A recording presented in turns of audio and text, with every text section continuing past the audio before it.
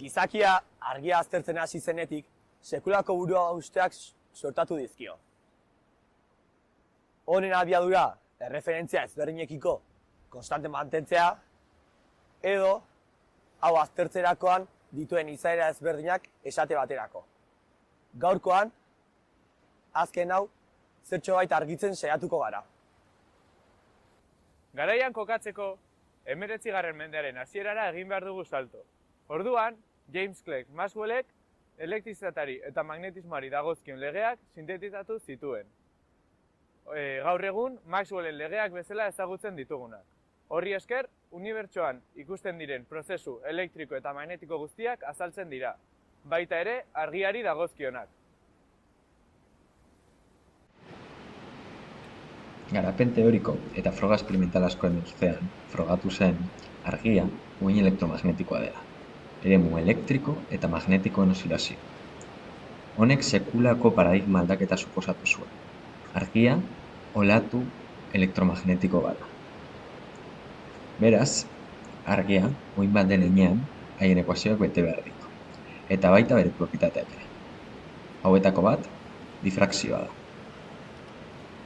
Bi zirrikitume eta hurbileko argiztatuz bi argi foko sortuko ditugu. Zirriketu bakoitzetik argi duin bat igaroko da, eta haien artean interferituko dute. Beraz, zirrikituetatik haratago kokatutako pantaila baten sortzen den patroiak, bi uhinen interferentziari dagokiona izan beharko da. Hau da, interkalatutako gune argitsu eta ilunak topatu beharko ditugu da pantaila. Beraz, aluminiozko xafla bati bi zirrikitu egingo dizkiogu, bata bestean gandik oso hurbil, orratz bat erabiliz.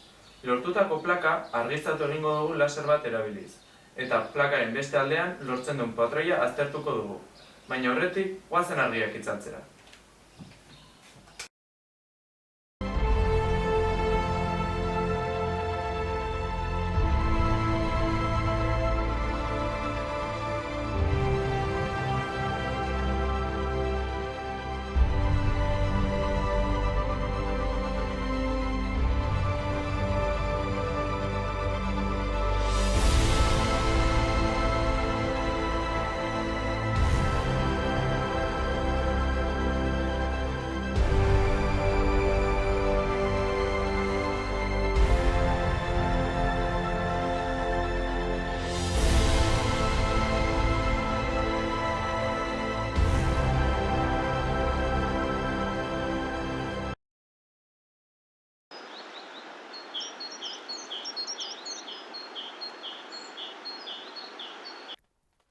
Argiaren izaera ondulatorioak aurre egin zion Newtonen garaietik zetorkigun pentsaerari.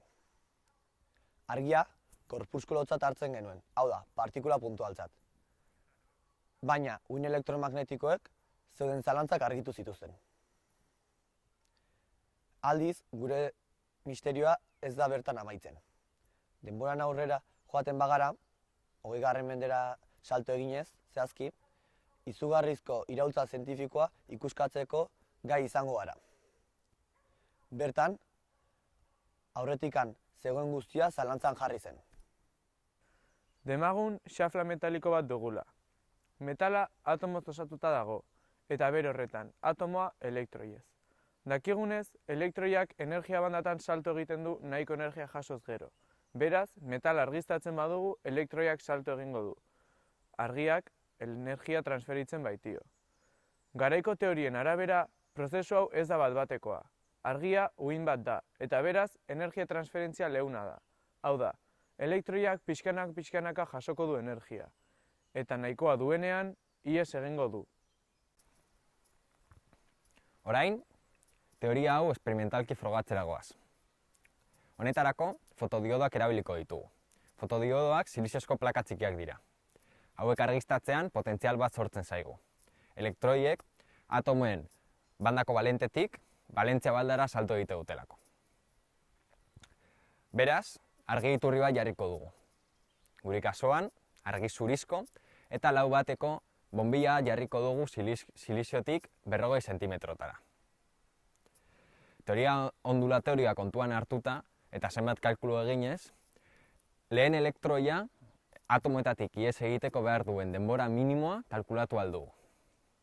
Silizioaren erradio atomikoa 1,11 Armstrongekoa da, eta bere erauste lana 1,9 elektrovoltekoa. Honekin lortzen dugun denbora tarte minimoa 2,49 segundukoa da.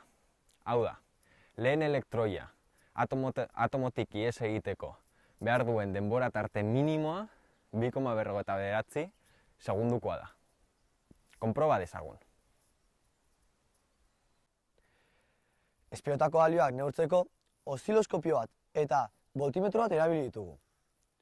Horrela, potentzial jauzia eta denbora tartea neurtu ahal izan ditugu.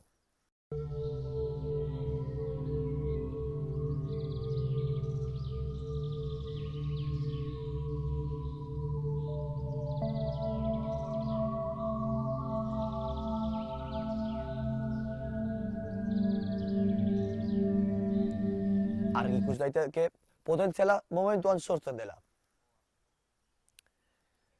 Oziloskopioaren datuei behiratuz, ikus dezakegu 2,72 milisegundu behar dituela potentziala maksimora iristeko. Hau da, lehenago kalkulatu dugun 2,49 segunduetatik oso urruti. Denbora tarte honetan kontuan izan behar dugu, elektroia silizio atomotik ateratzetik potentziala sortzera denbora bat behar duela. Oziloskopioa ez dela guztiz zehatza, eta egindako leihatila argia pasatzeko ez dela ez uniformeki ez bat-batean ireki. Hala ere, hasieran egindako kalkuloetatik hain urruti dagoen balio bat lortuta, onartu dezakegu energia transferentzia ez dela leuna, eta aurreko faktoreak kontuan izanik, onartu dezakegu prozesua bat-batekoa dela.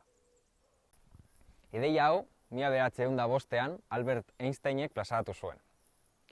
Egindako esperimentuak, beste ebidentzia askorekin batera, lehenagotik zeuden argiaren paradigmak birplantatzera eraman zituen adituak. Azken finean, bai argi izaera, baita partikula izaera ere frogatzen zituzten oinarri esperimentalak lortu ziren.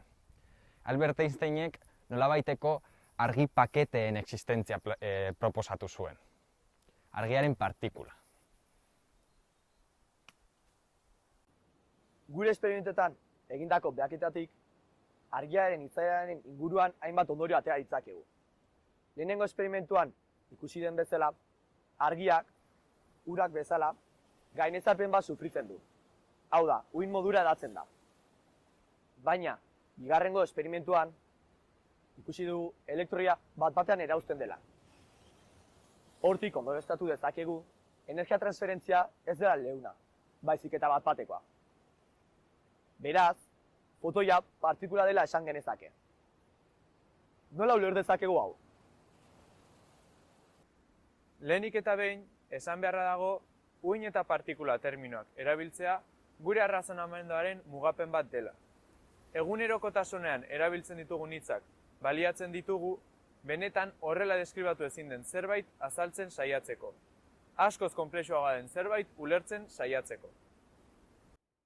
Beraz, zer da argia? Hitz laburretan. Argian, eremu elektromagnetikoan edatzen diren perturbazioak dira. Non, eremu elektromagnetiko hori, eremu kuantiko bat den. Perturbazio horiek partikulen ezaugarri guztiak dituzte, baina lege kuantikoak bete beharrean daude. Fotoi asko, batera jartzen ditugunean, izaera kuantiko hori agertzen zaigu uhin portaeran. Eta elektromagnetismoaren lege klasikoak berreskuratzen ditugu.